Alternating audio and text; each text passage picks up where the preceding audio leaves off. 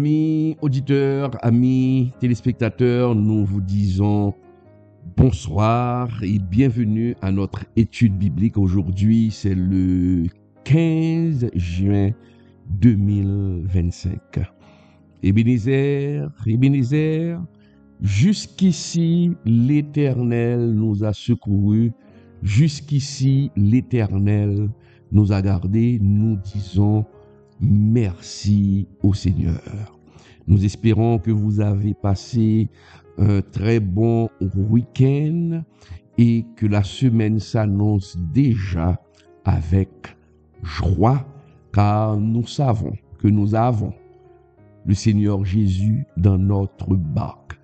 Malgré les tempêtes de la vie, nous avons une assurance, car le Seigneur nous a dit: je serai avec vous jusqu'à la fin du monde. Nous avons cette espérance, mes chers amis. Ce soir, nous allons faire une étude. Le titre de notre étude de ce soir, c'est la responsabilité de l'homme face au salut. La responsabilité de l'homme face au salut. Est-ce que l'homme a une certaine responsabilité, pour ne pas dire une responsabilité complète, face au salut? Nous savons très bien que nous ne pouvons rien faire et nous n'avons rien fait pour obtenir le salut de Dieu, car c'est par amour, c'est par compassion que le Seigneur, que Dieu lui-même a envoyé son Fils unique sur la terre pour mourir pour nous. Jésus est mort pour nous délivrer de la domination du péché. Il est mort pour nous délivrer de l'emprise du péché. Mais en tant qu'être doué de libre arbitre, nous avons une responsabilité. Et nous allons le voir, et c'est ce que Jésus nous a fait savoir. Car la guerre qui existe entre le bien et le mal, entre le prince des ténèbres, la guerre, c'est pas une guerre, c'est une guerre qui a été déjà gagnée par notre Seigneur Jésus-Christ. Et Satan, il connaît sa fin. Il connaît son destin. Il a été déjà condamné. Condamné par Dieu. Car la créature ne saurait se dresser, mes chers amis, devant son Créateur. Maintenant, la guerre qui existe, c'est une guerre, et dans cette guerre, c'est Satan et l'homme. Parce que je n'ose pas dire qu'il y a guerre, qu'il y a bataille entre Lucifer et la Trinité céleste. Non, il n'y a pas bataille. Parce que Lucifer et ses anges déchus ont été condamnés. Maintenant, c'est la bataille, l'enjeu de cette bataille, c'est nous autres humains. Car Lucifer sait qu'il est condamné, que sa place est déjà en enfer. Maintenant, il veut entraîner un grand nombre d'êtres humains avec lui dans le feu éternel. Maintenant, il utilise tous les moyens pour nous faire ou pour pousser l'homme à se révolter contre Dieu, pour pousser l'homme à pécher, pour que l'homme puisse aussi obtenir sa lettre de révocation, sa lettre de jugement, pour qu'il aille en affaire avec lui. Et c'est là l'enjeu du bataille. de cette bataille. Pardon. Et c'est la raison pour laquelle le Seigneur nous invite. Non seulement il a donné son sang sur le bois du Calvaire pour nous, mais il nous invite à être vigilants. Non seulement vigilants, mais durant notre vie terrestre, nous devons lutter pour garder ce que nous avons obtenu par le sacrifice de la croix. Car nous sommes des hommes doués d'un libre arbitre. Nous avons la capacité de choisir. Dieu ne nous considère pas comme des robots. Non. Nous avons cette capacité. Jésus a donné son sang sur le bois du Calvaire pour le pardon, pour notre délivrance de la prise du péché. Maintenant, est-ce que nous acceptons ce sacrifice? Est-ce que nous reconnaissons ce sacrifice? Et lorsque nous l'avons obtenu, le salut par le sang de Jésus, le diable va tout faire pour nous faire tomber. Et c'est la raison pour laquelle Dieu nous demande d'être vigilants. Dieu nous demande de persévérer. Rien n'est acquis. Car la persévérance, vous devez persévérer jusqu'à la fin. Il ne faut pas donner crédit à l'un des points doctrinaux du calvinisme, qui nous fait croire que nous sommes sauvés pour toujours. Même quand nous prélassons dans le péché, même quand nous baignons dans le péché, nous sommes sauvés pour toujours. Non. Moi, je le dis haut et fort, c'est un point doctrinal diabolique. Non. Parce que nombreux passages de la Bible nous montrent que nous devons persévérer. Et des fois, les baptistes réformés interprètent certains passages de manière, je dirais même, ils interprètent ces passages pour adapter, voilà le mot. Ils interprètent ce passage, ou encore ces passages, pour les adapter à leur position. Parce que la Bible est claire. Ce serait trop facile. Ce serait trop facile. On n'a rien à faire. On n'a pas besoin de lutter, de chercher la consécration, puisque nous sommes sauvés. Nous sommes sauvés. Pour les calvinistes, nous avons ça pour acquis. Pour les calvinistes, vous êtes sauvés, donc allez-y. Vous pouvez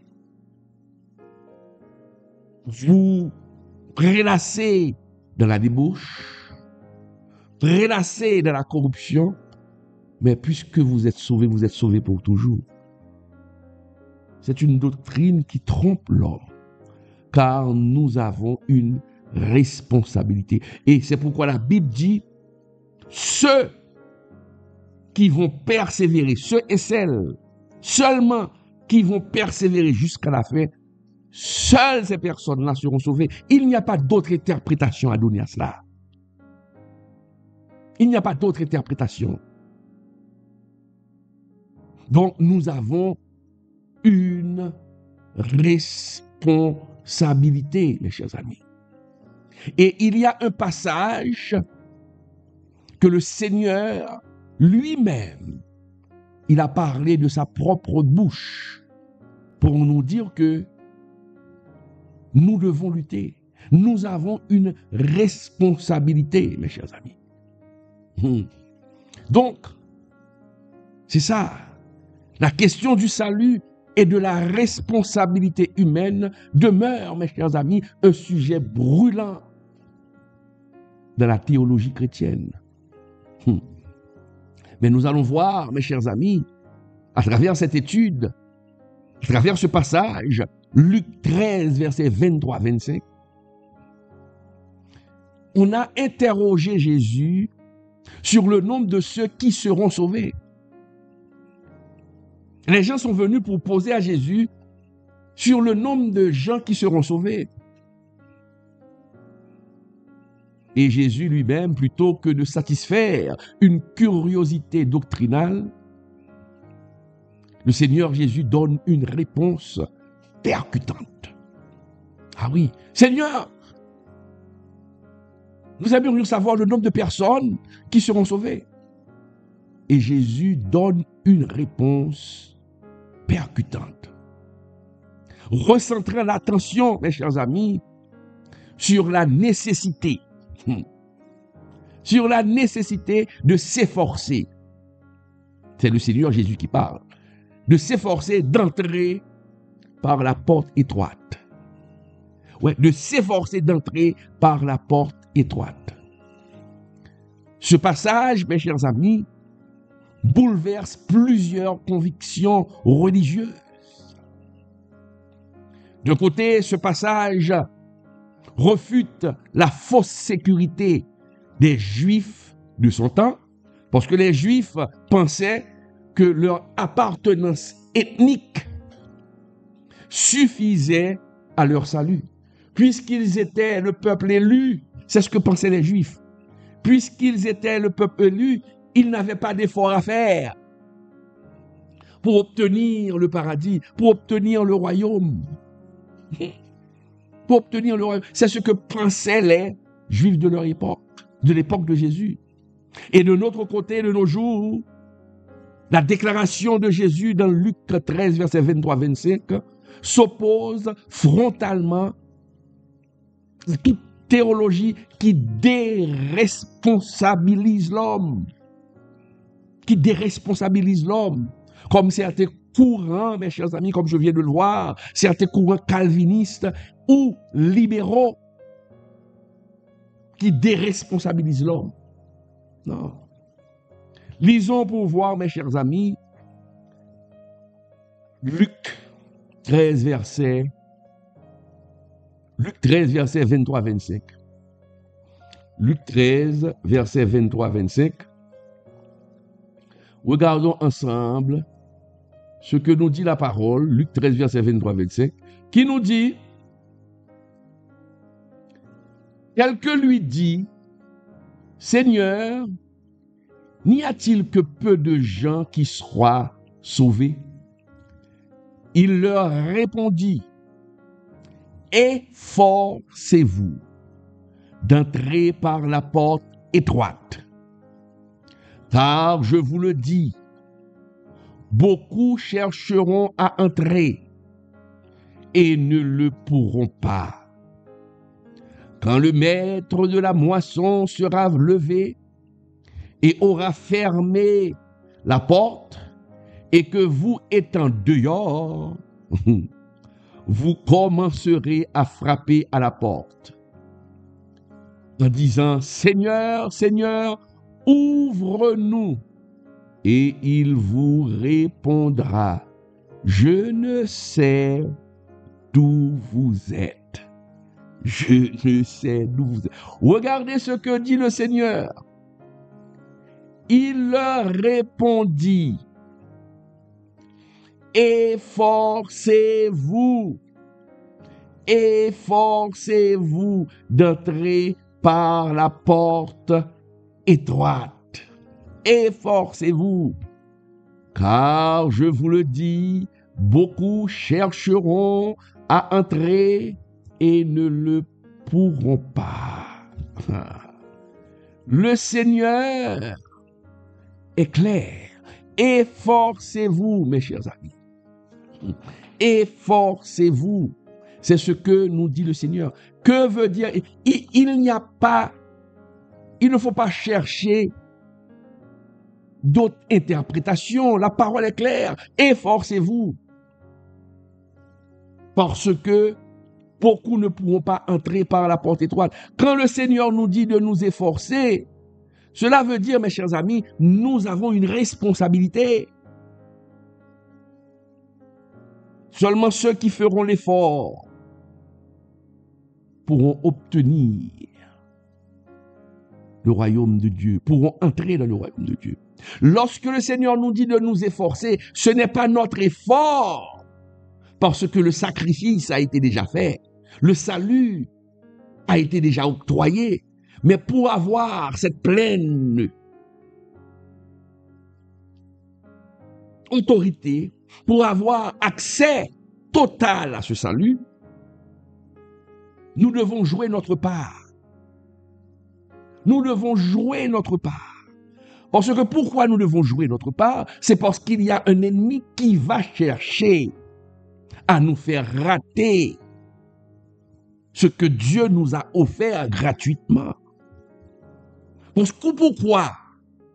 Parce que, mes chers amis, nous sommes des êtres doués de libre arbitre. C'est là tout l'enjeu. Nous avons le pouvoir de choisir. Et c'est pourquoi la parole nous dit, je mets devant vous le bien et le mal, à vous de choisir. Nous avons cette responsabilité. Nous avons cette responsabilité. Donc, mes chers amis, nous comprenons que à partir des paroles de notre Sauveur Jésus-Christ, dans Luc 23, Dieu nous demande de nous efforcer. C'est une demande, mes chers amis, c'est une invitation personnelle. Efforcez-vous d'entrer. La réponse de Jésus, mes chers amis, commence par un impératif puissant et fort. Efforcez-vous d'entrer par la porte étroite. Le verbe grec utilisé évoque une lutte. Efforcez-vous. Une lutte. C'est une lutte. Le verbe utilisé veut dire un combat. Un combat. Cela veut dire une discipline volontaire. Pourquoi Jésus a dit efforcez-vous? Ah, il vous dira, si c'était pas une lutte, un combat, si on n'était pas responsable, le Seigneur Jésus aurait pu dire aux gens, écoutez, dès que vous êtes fils d'Abraham, vous faites partie du peuple, vous avez accepté Jésus comme votre sauveur personnel, eh bien vous êtes sauvés. Vous allez entrer par la porte étroite. Seuls ceux qui n'ont pas cru à Jésus, seuls ceux qui n'ont pas cru au sacrifice de la croix ne pourront pas entrer. Mais le Seigneur a dit, efforcez-vous d'entrer. Tout le monde. Donc il y a une possibilité que vous ne rentrez pas si vous ne faites pas d'effort. Même quand vous avez accepté Jésus, vous êtes baptisé. Moi, je le dis souvent, il y a beaucoup de chrétiens avec Bible qui vont entrer dans l'enfer avec Bible en main.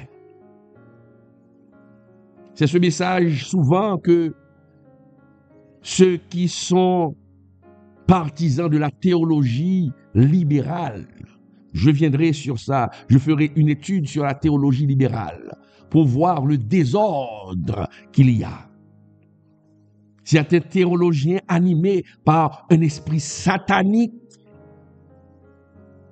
certains théologiens animés par un esprit satanique attirent les gens. Chaque jour, en direction de l'enfer avec le diable. Ils veulent rendre l'évangile beaucoup plus moderne, surtout la théologie libérale. Et beaucoup d'églises aujourd'hui, beaucoup de psalmistes, beaucoup de pasteurs sont partisans de cette théologie libérale. C'est pas le sujet de notre étude ce soir. Je reviendrai sur cette théologie pour que vous puissiez comprendre ce qui se passe. Parce que le manque de connaissance, et c'est la raison pour laquelle Jésus nous dit, la parole de Dieu nous dit, nous périssons tous par manque de connaissance. Nous périssons tous par manque de connaissance. La théologie libérale. Mais revenons à nos moutons. Je disais que nous avons une responsabilité. Et cette parole de Jésus, mes chers amis, nous le montre. Cette parole de Jésus nous le montre, mes chers amis. Nous avons une responsabilité. Et je dois vous dire, cette parole, Jésus l'a utilisée à plusieurs reprises. Le fait de demander, de nous efforcer. Regardez dans Matthieu 7, verset 13-14, regarde ce que Jésus a dit. Jésus martèle toujours. Il a toujours martelé cette image, cette phrase. Dans Matthieu 7, verset 13 et 14, que nous dit la parole? La parole nous dit dans Matthieu 7, verset 13-14, rapidement, la parole nous dit,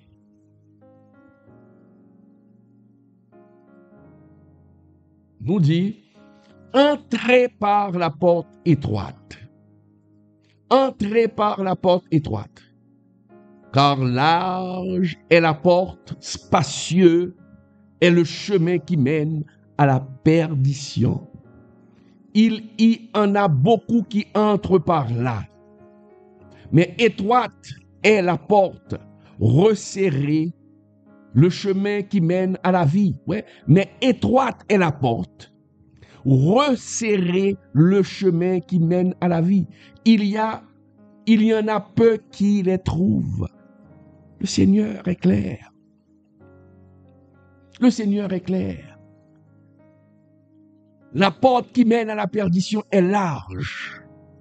Est très large, mes chers amis. C'est ce que nous dit la parole de Dieu.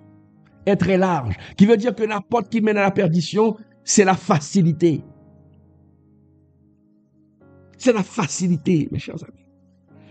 Mais le chemin étroit, resserré, peu trouvent ce chemin. Pourquoi? Parce qu'il y a un effort à fournir. On a une responsabilité. Le Seigneur ne joue pas. Alors, Jésus a donné sa vie. Son sang a coulé sur le bois du Calvaire. Il a subi toute cette souffrance pour nous donner le salut. Et alors maintenant, Dieu aurait autorisé à l'homme de faire n'importe quoi. Dès qu'il accepte Jésus, il a son ciel. Ce serait souiller le sacrifice de la croix. Excusez-moi l'expression, ce serait prendre Dieu pour un imbécile. Non. Nous avons cette responsabilité. Bien sûr, Dieu ne nous laissera pas tenter au-delà de nos forces, car il sait la limite de nos forces. Il sait ça. Et c'est pourquoi il vous accompagne, il vous aide. Il vous aide. Mais vous devez faire un effort de ne pas demeurer dans le péché et de marcher dans la sanctification. C'est cette voie que vous devez prendre, la voie de la sanctification. Efforcez-vous. Bien sûr, nous sommes des pécheurs. Bien sûr, nous pouvons broncher. Tous bronchent. Mais il y a demeurer sous la domination du péché, défendre le péché. Il y a ceux qui prêchent et qui pêchent, mais qui ont cette conviction, pas de problème, je suis sauvé. Et c'est la raison pour laquelle il y a beaucoup de péchés dans le courant, ou dans ce courant de la théologie libérale.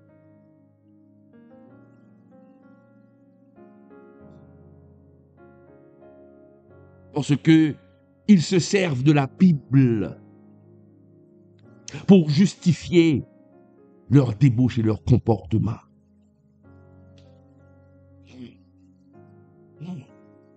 lorsqu'on cherche à déresponsabiliser l'homme face au salut, c'est pour justifier leur comportement abominable aux yeux de Dieu, car il prie, il tombe, il prie, il tombe, il prie, il tombe. Non! Nous devons demander le secours au Seigneur, car nous avons une responsabilité. Et c'est ce que Jésus nous dit dans le passage. Je n'invente rien. On n'a pas besoin d'aller par 1000 chemins, de venir avec tous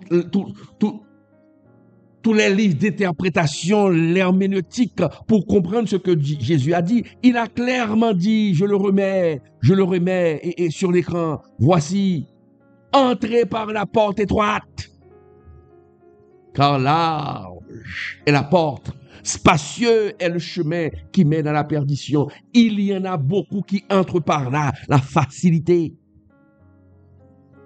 Il y en a beaucoup qui entrent par là, mais étroite est la porte, resserrez le chemin qui mène à la vie. Nous avons une responsabilité. Nous avons une responsabilité, mes chers amis. Le Seigneur nous demande de faire l'effort. Vous avez une responsabilité, mon frère. Vous avez une responsabilité, ma soeur. Vous ne pouvez pas vous laisser mener par la jalousie. Vous ne pouvez pas vous laisser mener par la haine. Non, vous devez faire l'effort et demander à Dieu de vous aider, mes chers amis. Donc, ces deux passages, Luc 13 et Matthieu 7 qu'on vient de voir, nous prouvent, mes chers amis, la cohérence scripturaire. L'entrée dans le royaume nécessite un choix actif et un choix coûteux, loin de toute passivité spirituelle. C'est ça, un choix coûteux. Pas de passivité spirituelle. Rien n'est acquis facilement. Il y a un effort à fournir. Si nous lisons, mes chers amis, Paul, inspiré par le Saint-Esprit, dans Philippiens 2, verset 12, Philippiens 2, verset 12, regardons. Philippiens 2, verset 12, que nous dit la parole. Philippiens 2, verset 12 nous dit, « Ainsi, mes bien-aimés, comme vous avez toujours obéi, travaillez à votre salut avec crainte et tremblement, non seulement comme en ma présence, mais bien plus encore maintenant que je suis absent. Travaillez à votre salut. Travaillez à votre salut, mes chers amis. Loin de contredire, mes chers amis, la grâce. Ce verset de l'apôtre Paul montre que la grâce n'exclut pas l'effort. La grâce n'exclut pas l'effort. La grâce ne veut pas dire passivité, acceptation de tout. La grâce n'exclut pas l'effort, pardon. Mais nous avons une responsabilité. Si Paul nous dit de travailler, c'est que nous avons un effort à fournir. Jésus lui-même, par ses propres mots, vous a dit « efforcez-vous ». Efforcez-vous, mes chers amis. Donc, il faut faire très attention. Il faut faire très attention. Nous devons, mes chers amis, en tant que chrétiens, aviser, rejeter d'un revers de la main tout sentiment de sécurité religieuse. Tout faux sentiment de sécurité religieuse, mes chers amis. Je le redis, à l'époque de Jésus, les auditeurs de Jésus, ils étaient tous majoritairement juifs. Et ces auditeurs juifs croyaient qu'ils allaient hériter du royaume simplement parce qu'ils étaient enfants d'Abraham. Mais Jésus, voyant, pouvant lire dans leurs pensées, il a brisé cette illusion. Il a brisé cette illusion.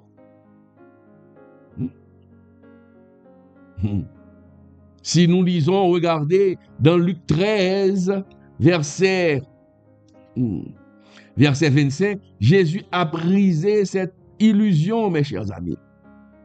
Jésus a brisé cette illusion. Parce que le Seigneur a dit, quand le maître de la moisson, quand le maître de la maison se sera levé et aura fermé la porte, il y aura des pleurs, des cris, des grincements de dents. Et pourtant, Dieu nous a parlé. Dieu nous a dit, Jésus nous a dit, vous devez faire des efforts. Si vous ne faites pas des efforts, vous serez gardés dehors et la porte sera fermée et on ne va pas ouvrir la porte parce que vous n'avez pas consenti un effort. Un effort. Vous n'avez pas utilisé votre intelligence. Seuls les violents pourront s'emparer du royaume des cieux. Cela ne veut pas dire, je le répète, je le martèle, cela ne veut pas dire que c'est votre effort qui va vous sauver, non. Mais vous avez une responsabilité.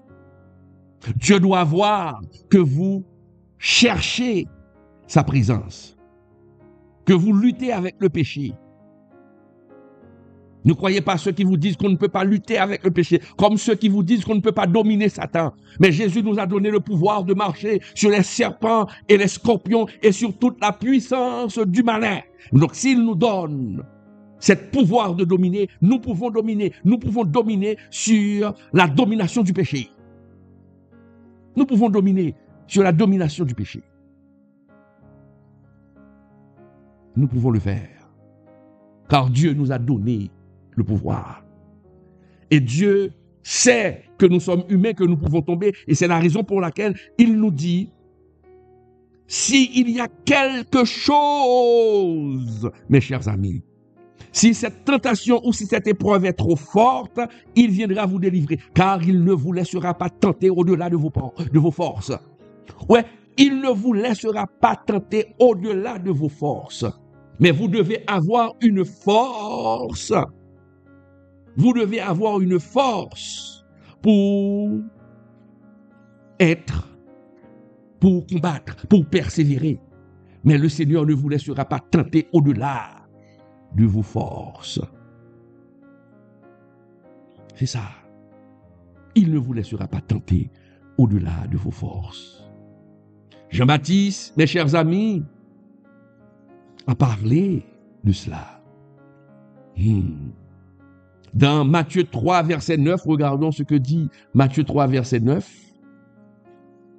Matthieu 3, verset 9, qui nous dit, regardez, et ne prétendez pas dire en vous-même, nous avons Abraham pour père, car je vous déclare que de ces pierres-ci, Dieu peut susciter des enfants à Abraham. Ne prétendez pas dire en vous-même, nous avons Abraham pour père. Il faut comprendre cette parole. Ne croyez pas à cette sécurité religieuse. Croire que le salut est acquis. Vous n'avez rien à faire. Vous n'avez pas de responsabilité. Et c'est ce que croyaient les Juifs du temps de Jésus. Et c'est pourquoi la parole nous dit, ne prétendez pas dire en vous-même que nous avons le salut. Nous sommes fils d'Abraham, donc nous sommes sauvés. Nous pouvons faire n'importe quoi. Alors là, Jésus recadre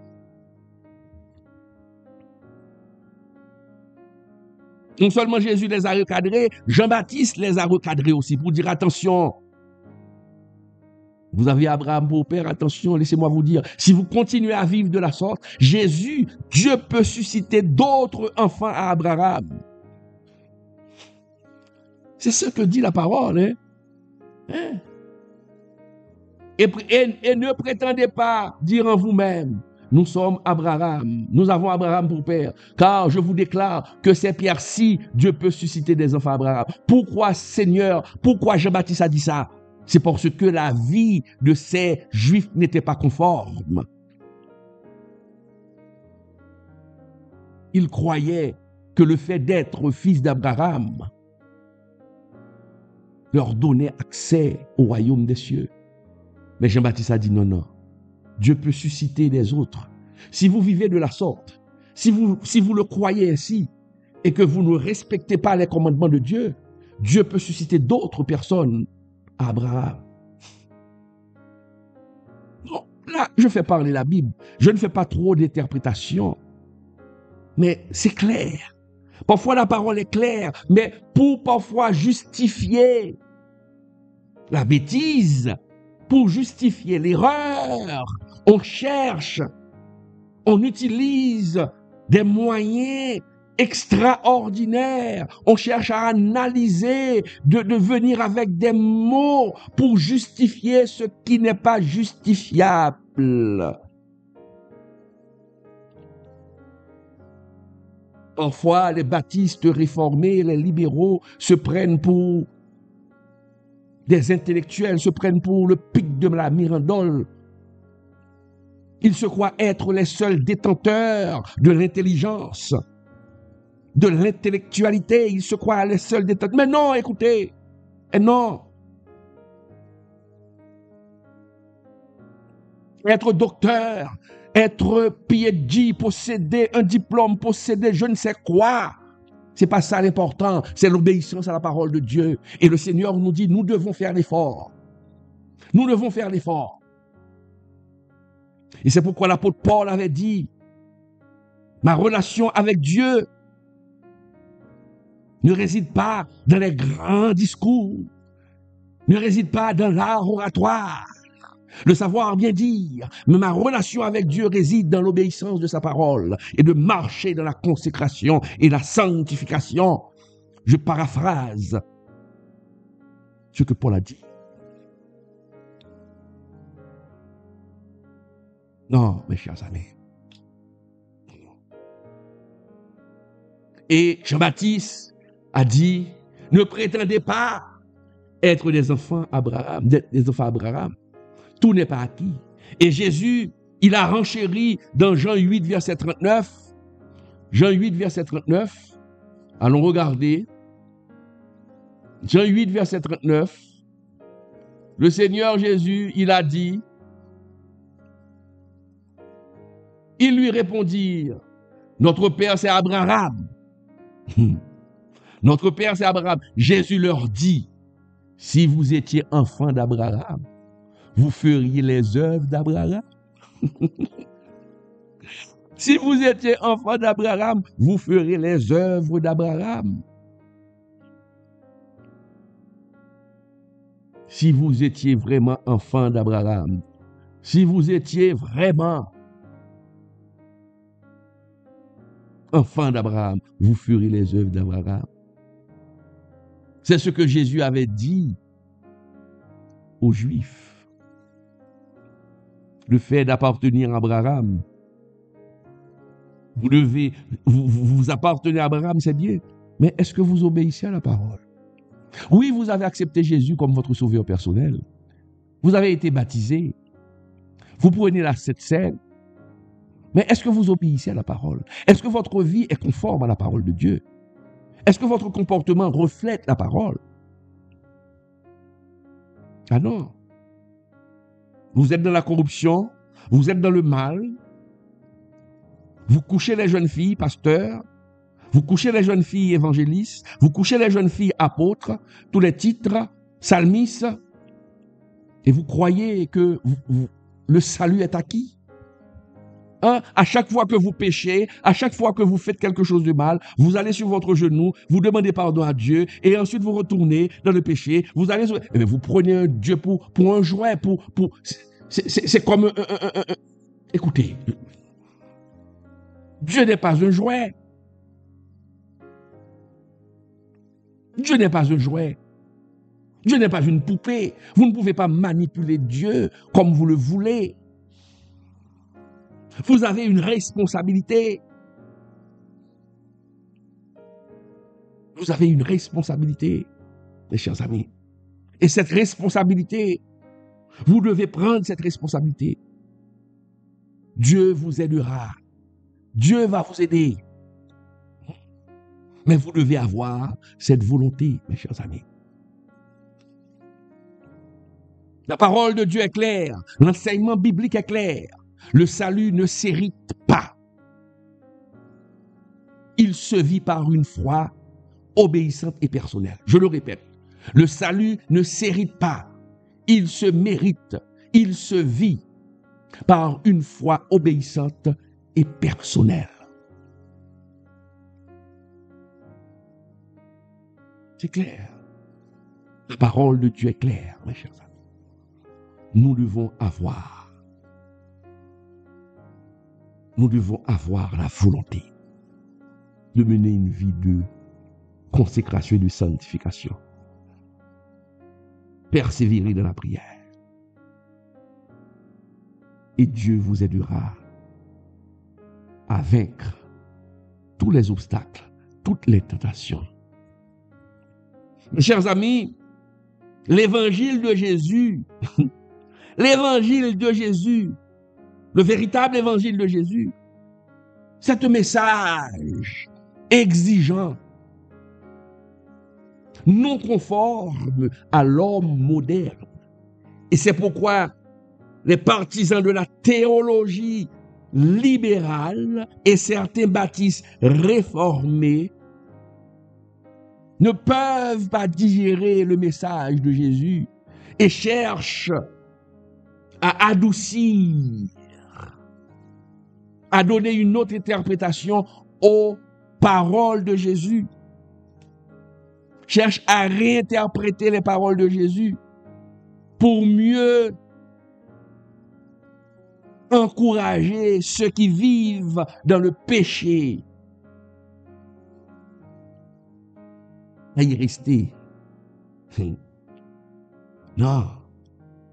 Le discours de Jésus, mes chers amis, dans Luc 13, ce passage que nous sommes en train d'étudier là, va à l'encontre de ce que l'on pourrait appeler aujourd'hui un évangile de facilité.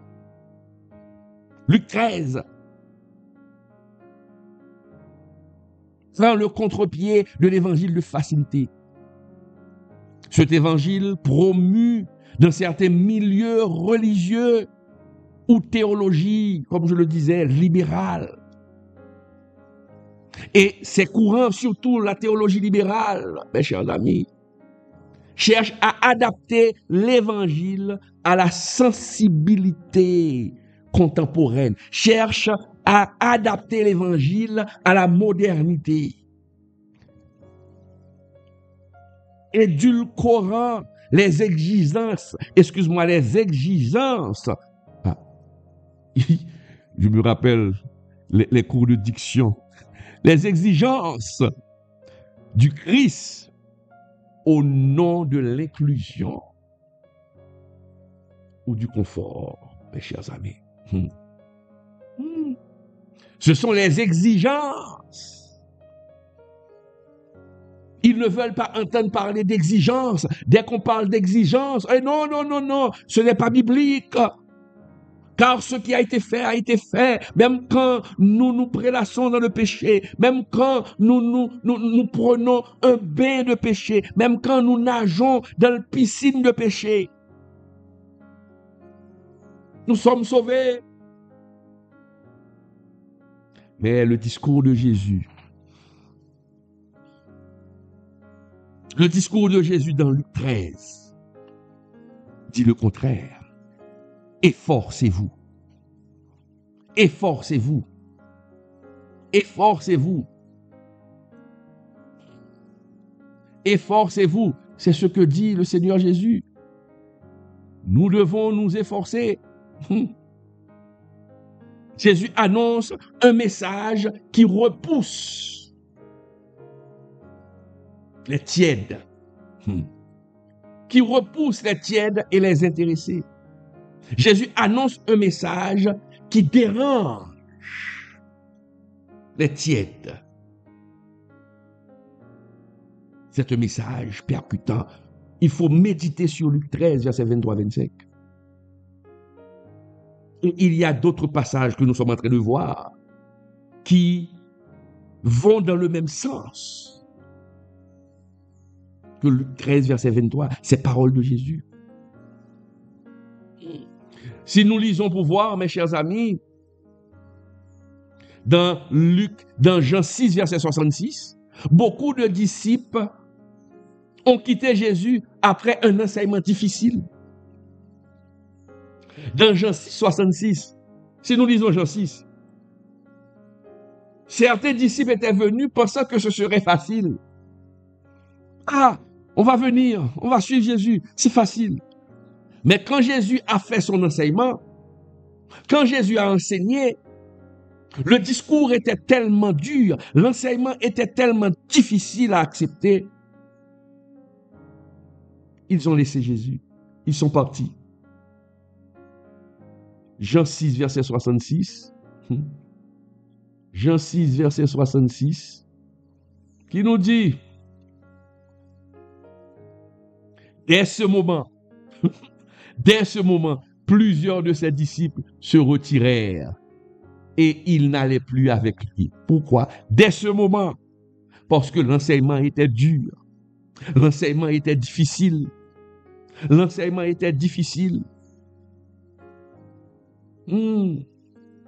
Jésus leur disait, écoutez, je vais donner ma vie, mais attention, ce ne sera pas acquis.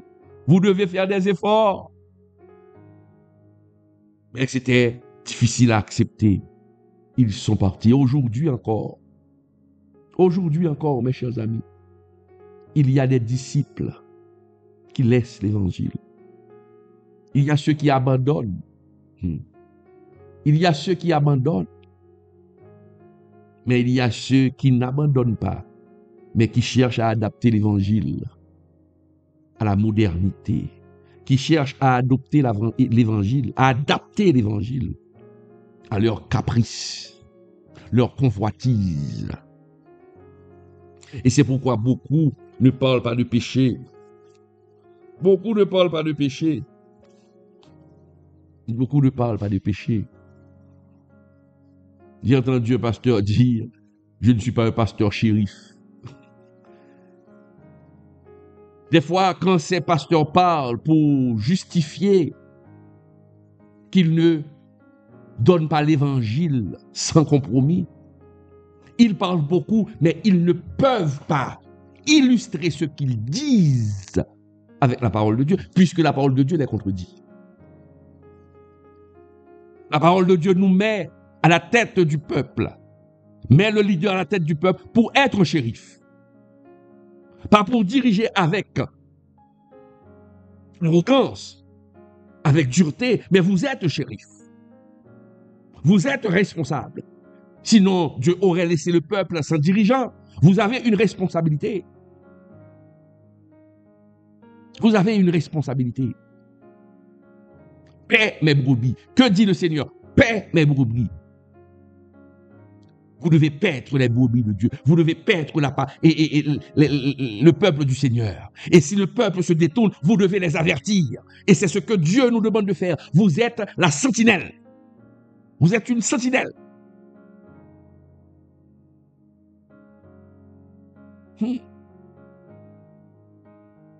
Et Dieu nous demande, Jésus nous demande d'enseigner sa parole. Nous ne devons pas inventer. Nous ne sommes pas là pour inventer. Car ce qui a été dit a été dit. Le Seigneur a dit, efforcez-vous. Jésus a dit, efforcez-vous. Nous devons reprendre la parole de Dieu. Nous devons enseigner ce que Jésus a enseigné. Nous ne pouvons pas venir et enseigner ce que nous voulons enseigner et laissons tomber la parole de Jésus. Laissez tomber les enseignements de Jésus pour plaire à la galerie. Non.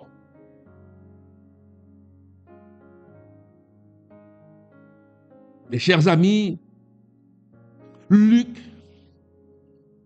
9, verset 23. Regardez ce que dit Luc 9, verset 23. Jetons un coup d'œil. Luc 9, verset 23.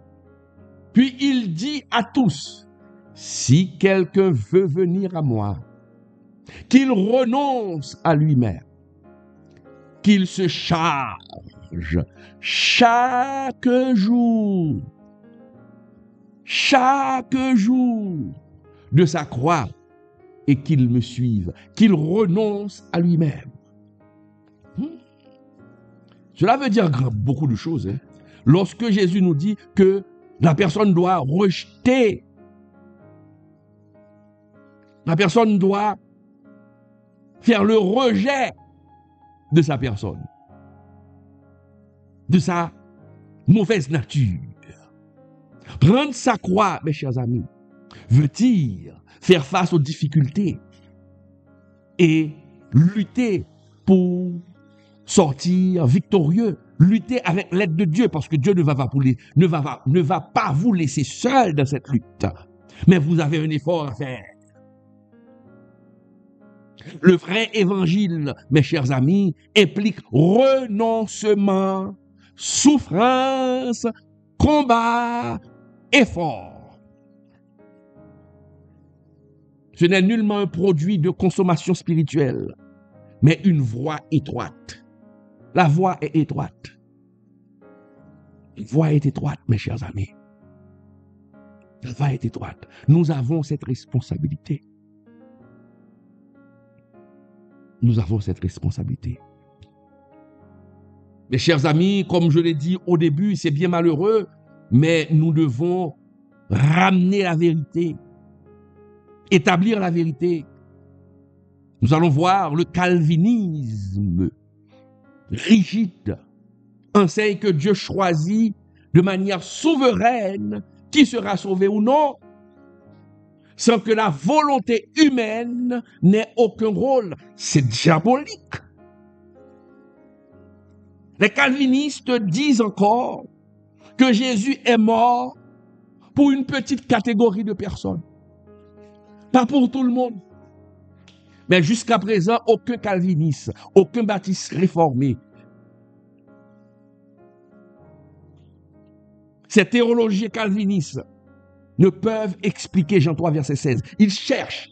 Quand le Seigneur a dit, Dieu a tant aimé le monde qu'il a donné son Fils. Dieu a tant aimé le monde. Ils cherchent une interprétation fallacieuse pour dire, oh, tout le monde ici ne veut pas dire tout le monde, mais restreint. Non, c'est grave. C'est grave. Cette doctrine, mes chers amis, pousse parfois à une passivité dangereuse. Et c'est pourquoi moi je le qualifie de diabolique. De diabolique. Si tout est décidé d'avance, pourquoi chercher à entrer par la porte étroite? Si tout est décidé d'avance, pourquoi Jésus a dit chercher à entrer par la porte étroite? C'est pas la peine de s'efforcer, parce que tout est décidé d'avance.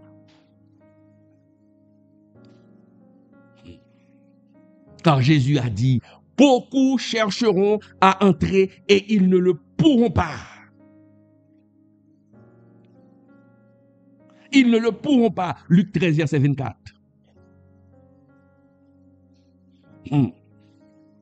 Ah oui.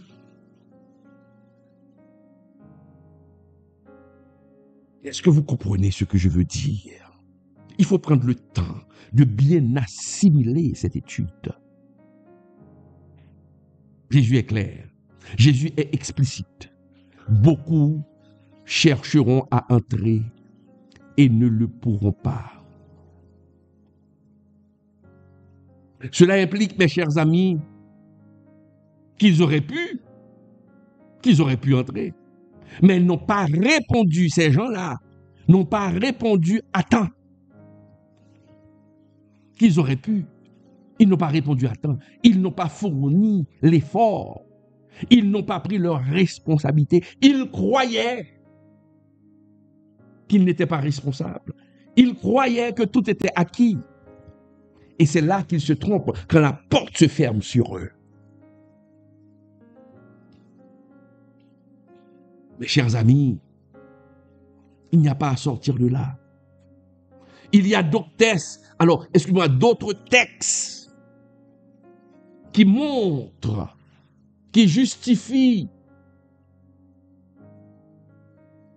la responsabilité humaine face au salut.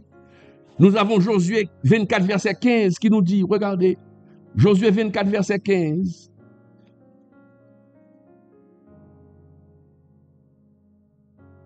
Josué 24, verset 15 qui nous dit, « Et si vous ne trouvez pas bon de servir l'Éternel, choisissez aujourd'hui qui vous voulez servir, ou les dieux que servaient vos pères au-delà du fleuve, ou les dieux des Amoréens dans le pays desquels vous habitez. Moi et ma maison, nous servirons l'Éternel. Moi et ma maison, nous servirons l'Éternel. » C'est ce que dit la parole de Dieu. Moi. Ah oui. Si vous ne voulez pas servir, si vous ne voulez pas vous efforcer, à faire, c'est votre affaire. C'est votre affaire. Mais moi, je vais servir le Seigneur. Je vais servir le Seigneur. Un autre passage, Ézéchiel 18, verset 30-32, qui nous dit, Ézéchiel 18, verset 30-32, qui nous dit, « Rejetez loin de vous toutes les transgressions par lesquelles vous avez péché. Faites-vous un cœur nouveau et un esprit nouveau. Pourquoi mourriez-vous, maison d'Israël? Car je ne désire pas la mort de celui qui meurt, dit le Seigneur, l'Éternel. Convertissez-vous donc et vivez. Convertissez-vous et donc et vivez. » Il y a un effort à faire. Il y a un effort à faire, mes chers amis. La Bible est claire. La Bible est claire, mes chers amis. La Bible est claire. La Bible est claire. Est-ce qu'on est là? La Bible est claire. Nous avons quelque chose à faire. Il y a aussi, lorsque la parole nous dit, dans Jean 3, verset 16, le Seigneur nous dit, quiconque. Le Seigneur nous dit quiconque, car Dieu a tant aimé le monde qu'il a donné son Fils unique, afin que quiconque croit en lui ne périsse point, mais qu'il ait la vie éternelle. Quiconque croit en lui, la condition, c'est de croire. C'est de croire. Et quand on dit croire, ce n'est pas seulement croire. Ce n'est pas seulement croire. Mais celui qui croit doit obéir. Celui qui croit doit s'efforcer. C'est le Seigneur Jésus qui le dit, mes chers amis. Apocalypse 22, verset 17. Que nous dit Apocalypse 22, verset 17? Apocalypse 22, verset 17 nous dit, « Et l'Esprit et l'épouse disent, viens, et que celui qui entend dise, viens, et que celui qui a soif vienne, que celui qui veut prenne de l'eau de la vie gratuitement, que celui qui veut, il y a ceux qui ne veulent pas, il y a ceux qui ne veulent pas, mais la parole de Dieu nous dit, celui qui veut, mes chers amis. Mes chers amis, la Bible est inhérente et unie dans son appel à la liberté et à la responsabilité. L'homme n'est pas un robot programmé, mes chers amis. Nous ne sommes pas un robot programmé. Nous avons une responsabilité. mais nous avons un libre arbitre. C'est pourquoi nous sommes un être appelé à choisir. Nous avons le droit, nous avons la possibilité. C'est ce pouvoir que Dieu nous donne. Et c'est la raison pour laquelle la théologie conservatrice prend toujours le contre-pied de la théologie libérale.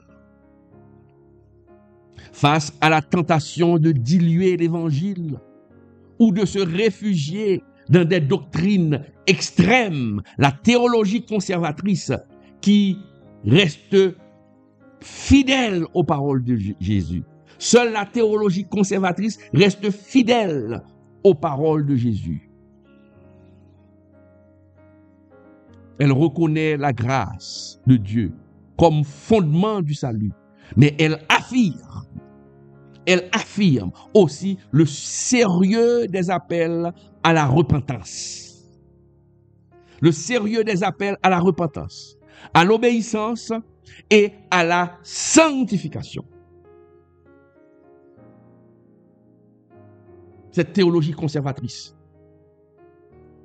nous nous accrochons aux paroles de Jésus-Christ, de Luc 13, versets 23-25. Efforcez-vous. Il faut être clair, mes chers amis. L'évangile prêché par Jésus n'est pas un évangile qui s'adapte aux attentes religieuses, aux attentes des pharisiens, aux caprices des théologiens modernes. Non. C'est un message tranchant. C'est un message exclusif. C'est un message exigeant. Mais c'est un message aussi porteur de vie éternelle pour ceux qui acceptent d'y marcher.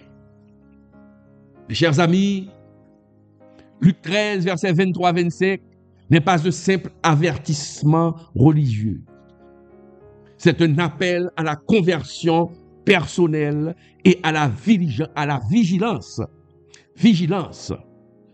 spirituelle. Ah oui. Jésus, mes chers amis, dans sa souveraineté, ne nie pas la responsabilité humaine. Au contraire, il l'affirme avec force. Efforcez-vous d'entrer. Efforcez-vous d'entrer. Cette parole, je le redis, renverse les illusions. Ni la religion héritée, ni la théologie fataliste, ni la souplesse libérale ne peuvent se substituer, mes chers amis, à la vraie foi agissante. Le salut est une grâce offerte à tous, mais il doit être reçu avec un cœur contrit, une volonté déterminée et une foi obéissante. La porte est effectivement étroite, mais elle est ouverte aujourd'hui. Elle est ouverte. La porte est étroite, mais elle est ouverte. Donc, l'homme est responsable de la franchir ou de rester dehors. La porte étroite est ouverte pour vous. Maintenant, c'est à vous de choisir. Si la porte étroite est ouverte, elle n'est pas fermée. C'est vous de choisir si vous allez entrer ou si vous n'allez pas entrer. Mais pour entrer, vous devez faire un effort. La parole de Dieu est claire, mes chers amis. Merci d'avoir suivi cette étude. J'espère que le Seigneur vous a parlé. Le Seigneur vous a parlé à travers cette étude. Continue, mes chers amis, à vous consacrer. Continue à marcher dans la sanctification pour hériter du royaume de Dieu. Le Seigneur Jésus a dit, efforcez-vous. Vous devez vous efforcer, mes chers amis. vous devez vous efforcer.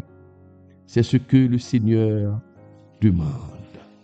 Efforcez-vous de marcher dans la sanctification.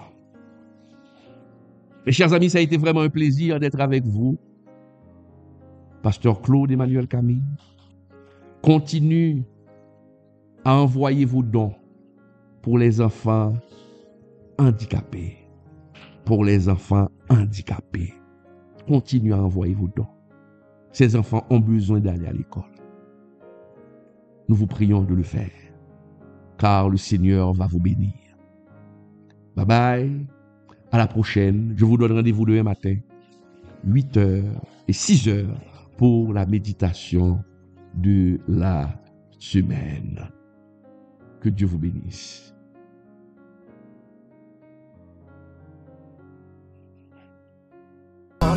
L'éternel, qu'on est en train de faire miracle. L'éternel, qu'on est en train de faire miracle. Miracle va opérer. Vous allez lever le côté. Oui. L'éternel, qu'on est en train de faire miracle. L'éternel, qu'on est en train de faire miracle. Alléluia. L'éternel, qu'on est en train de faire miracle. L'éternel, qu'on est en train de faire miracle. Alléluia. Levez-moi. Levez-moi. Levez-moi. L'éternel, qu'on est en train de guérir. L'éternel, qu'on est en train de guérir. Un miracle qui va faire, messieurs. Levez-moi. Dans le monde, ça comme miracle. Au miracle. L'éternel, qu'on est en train de traverser. L'éternel, qu'on est en train de traverser. Levez-moi, recevoir. Recevoir. Recevoir. Recevoir. Hey! Chaque année, des milliers d'enfants en Haïti font leur rentrée des classes. Mais pour les enfants vivant avec un handicap, cette rentrée est souvent un rêve brisé. Faute de moyens, d'aide ou simplement de reconnaissance, ces enfants restent chez eux, oubliés. Pour soutenir ces enfants handicapés, le MIPSI lance le programme « Moi aussi, je vais à l'école ». À travers ce programme, le pasteur Claude Emmanuel Camille, fondateur du MIPSI, prévoit d'offrir des kits scolaires à 300 enfants handicapés de la région métropolitaine. Ces enfants ne demandent pas la pitié, ils espèrent juste une chance. La mobilisation pour collecter des fonds commencera le 1er juin et prendra fin le 1er août 2025. Faites un don dès aujourd'hui. En Haïti, contactez-nous au 42 43 85 58, aux États-Unis 772 256 79 11. MIPSI, ensemble pour la vie, l'espoir et la dignité.